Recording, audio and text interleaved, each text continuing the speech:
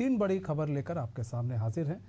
हम पहली बड़ी खबर की चर्चा करेंगे और पहली बड़ी खबर यह है कि अमित शाह के घुसपैठ वाले बयान पर एक बार फिर से सियासी माहौल गर्म हो गया है।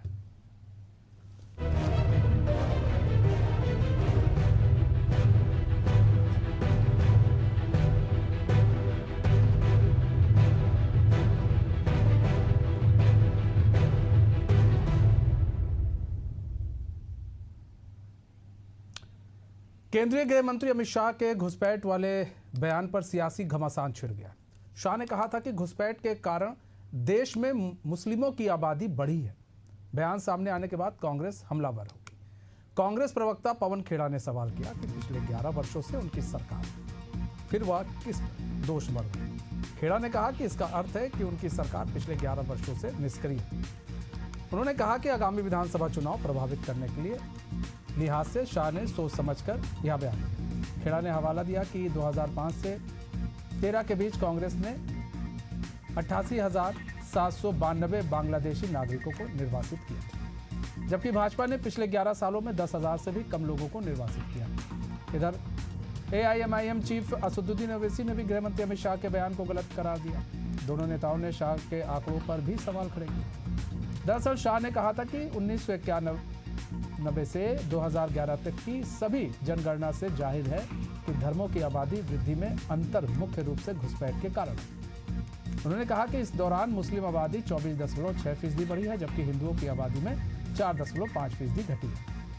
शाह ने कहा था कि यह अंतर घुसपैठ की वजह से है और घुसपैठ मुख्य रूप से पाकिस्तान और बांग्लादेश से हुआ है। बाद में गृह मंत्री ने सोशल मीडिया पोस्ट पर कहा कि इस अकाउंट से भाषण के लाइव ट्वीट करते समय एक ट्वीट में टाइपिंग की गलती हो गई थी, जिसे ठीक कर दिया गया। उन्होंने कहा कि 2001 से 2011 के बीच मुस्लिम संख्या की वृद्धि दर 24.6% रही।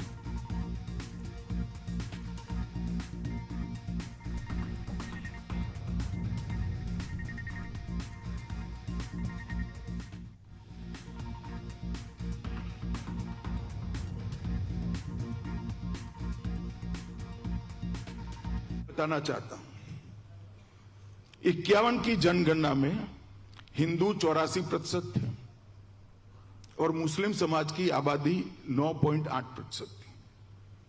71 में 82% हुए हिंदू और मुस्लिम समाज की आबादी 11%।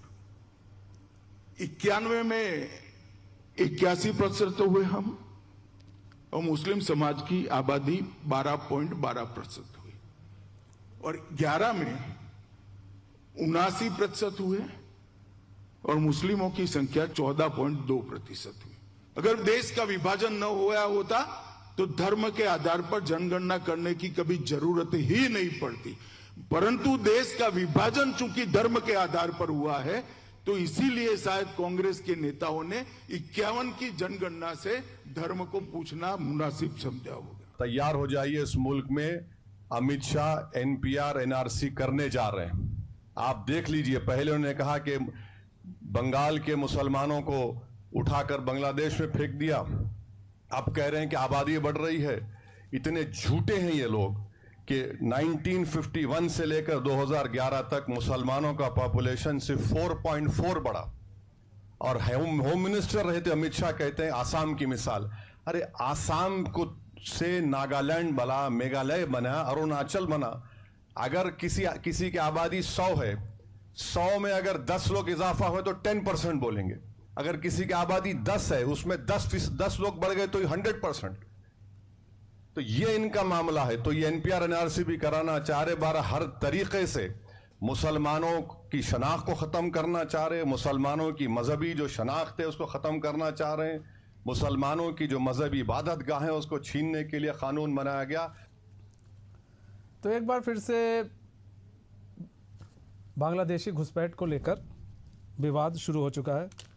तो हमारे साथ हमारे मेहमान भी जुड़ चुके हैं फोन लाइन पर। हमारे साथ भूपेंद्र यादव जुड़ चुके हैं, बीजेपी के स्पोक पर्सन है। प्रतिमा जी जुड़ चुकी हैं, जो कि कांग्रेस की स्पोक पर्सन है। आप सभी का बहुत बहुत स्वागत है। सबसे पहले प्रतिमा जी, आप ही का रुख कर लेते हैं। प्रतिमा जी, एक बार फिर से जो है अमित शाह ने कहा है कि भाई घुसपैठ बढ़ा है और उन्होंने जिक्र करते हुए कहा कि यही वजह है कि मुसलमानों की आबादी बढ़ी है। 1991 का जिक्र किया, 1991 से और 2011 तक के बीच के जनगणना की जो उन्होंने बात कही, उसमें ये बातें कही उन्होंने। प्रतिमा जी, आपको आवाज आ रही है?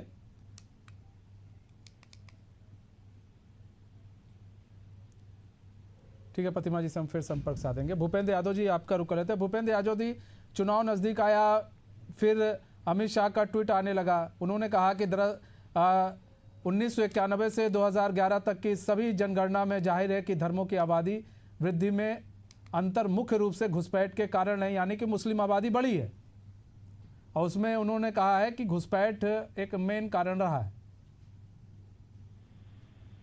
देखिए, ऐसा है कि माननीय गृह मंत्री हमारे अमित शाह जी ने जो बोले 1951 से लेकर के 1911 तक, 2011 तक सर, 2011 तक जिस रेशियो से जो है ना मुसलमान की आबादी बढ़ी है, तो ये कहीं ना कहीं जाहिर होता है कि किसी एक मजहब की संख्या में वृद्धि अधिक मात्रा में होना, इससे स्पष्ट होता है कि कहीं न कहीं घुसपैठ जो है ना बॉर्डर साइड के जो हमारे इलाके हैं उस तरफ से हुए हैं पूर्व में।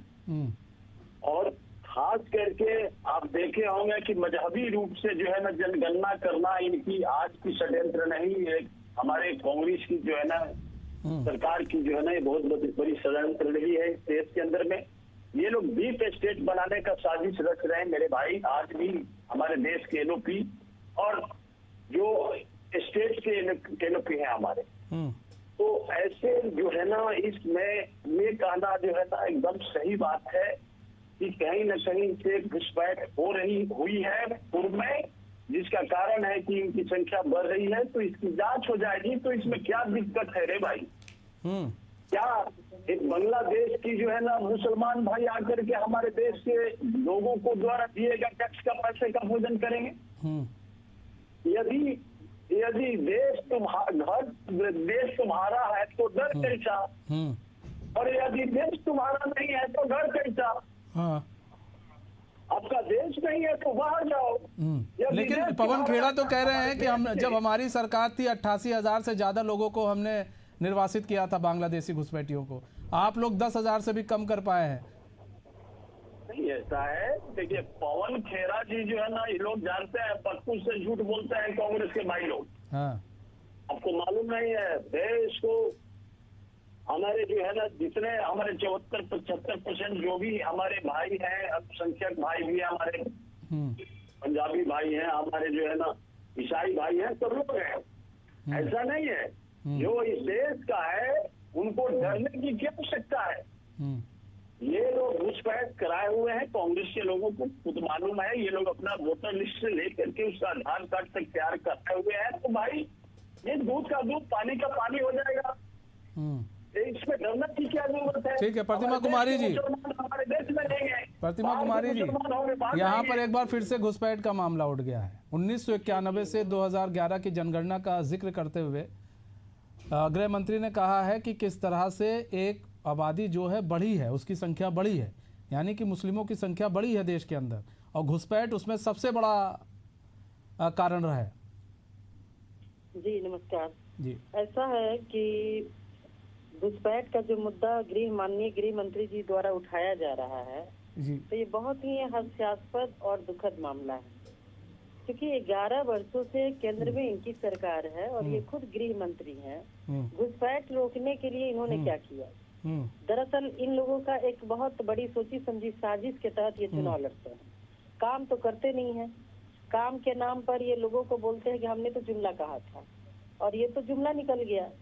पहला इलेक्शन में जब उत्तर प्रदेश में विधानसभा का चुनाव इन लोगों ने लड़ा तो नोटबंदी करके, कि नोटबंदी बहुत बड़ा समस्या है, काला धन को लाएंगे और नकली नोटों का खेप जो हिंदुस्तान के अंदर चला आया है उसको खत्म करेंगे और इससे आतंकवाद को रोका जाएगा।